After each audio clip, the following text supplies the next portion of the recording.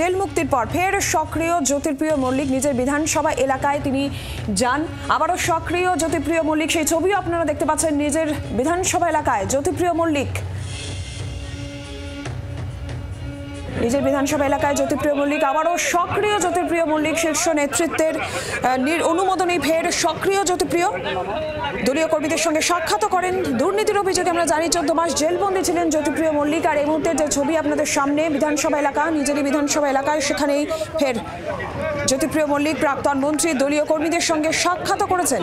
আরও জানবো বিষয়ে শ্রেয়সী গঙ্গোপাধ্যায় টেলিফোন লাইনে রয়েছেন প্রতিনিধি। শ্রেয়সী, ছবি আমরা দেখতে পাচ্ছি জ্যোতিপ্রিয় মল্লিক নিজের বিধানসভা এলাকায়, আবারও সক্রিয়ভাবে তাকে রাজনীতিতে দেখতে পাওয়া যাচ্ছে। এই মুহূর্তে আর কি জানা যাচ্ছে? কার্যত আমরা যেটা জানিয়েছিলাম যে আজ রবিবার থেকে তিনি ফের সক্রিয়ভাবে রাজনীতিতে আসতে চলেছেন। কার্যত সেটাই কিন্তু আজকে দেখা গেল। আজকে তিনি সেক্ষেত্রে হাবড়ার যে 2 নম্বর রেলগেট আছে সেই অংশে যান।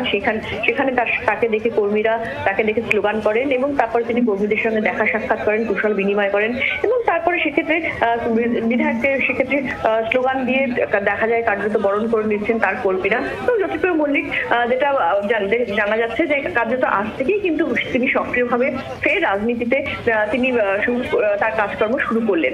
আমরা খুব উল্লেখযোগ্যভাবে তোমাকে এটা জানিয়ে রাখি যে আগামীকাল কিন্তু বিধানসভায় সম পরিষদীয় দলের বৈঠক রয়েছে তৃণমূলের, এবং সেই পরিষদীয় দলের বৈঠকে যিনি ডেকেছেন তিনি হচ্ছেন মমতা বন্দ্যোপাধ্যায়, দলের সুপ্রিমো। ফলে সমস্ত বিধায়কদের সঙ্গে আগামীকাল মমতা বন্দ্যোপাধ্যায়, তৃণমূলের সমস্ত বিধায়কদের সঙ্গে মমতা বন্দ্যোপাধ্যায় মিলিত হবেন। তার ঠিক প্রাককালেই কিন্তু কার্যত বলা যেতে পারে যে জ্যোতিপ্রিয় মল্লিকের এইভাবে ফের সক্রিয় রাজনীতিতে আসা, হাবড়ায় সেখানে গিয়ে তার কর্মীদের সঙ্গে যোগাযোগ করা, কর্মীদের সঙ্গে কথা বলা, কর্মীদের তাকে দেখে স্লোগান দেওয়া, নিঃসন্দেহে উত্তর 24 পরগনার যে রাজনীতি সেই রাজনীতির ক্ষেত্রে নিঃসন্দেহে অত্যন্ত তাৎপর্যপূর্ণ। শ্রেষ্ঠ, আজকে জ্যোতিপ্রিয় মল্লিকের আর কোনো কর্মসূচি বা এই বিষয়ে কিছু জানতে পারা যাচ্ছে? আমরা দেখছি দলীয় কর্মীদের সঙ্গে তিনি যেরকম কথা বলেছেন, একটি মিছিলে তিনি হাঁটছেন, সেই ছবি আমরা পাচ্ছি।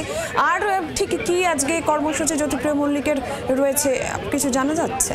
দেখো মূলত হচ্ছে কর্মীদের সঙ্গে কুশল বিনিময় করা। কারণ তিনি জেল থেকে বেরোনোর পরে বহু কর্মী তাকে ফোন করে তার কাছ থেকে জানতে চেয়েছেন তিনি কেমন আছেন, বা অনেকে বাড়িতেও দেখা করতে এসেছেন। কিন্তু কার্যত জ্যোতিপ্রিয় মল্লিক কিন্তু তার বিধানসভার যে ক্ষেত্র, সেই ক্ষেত্রে কিন্তু কার্যত তাকে যেতে দেখা যায়নি।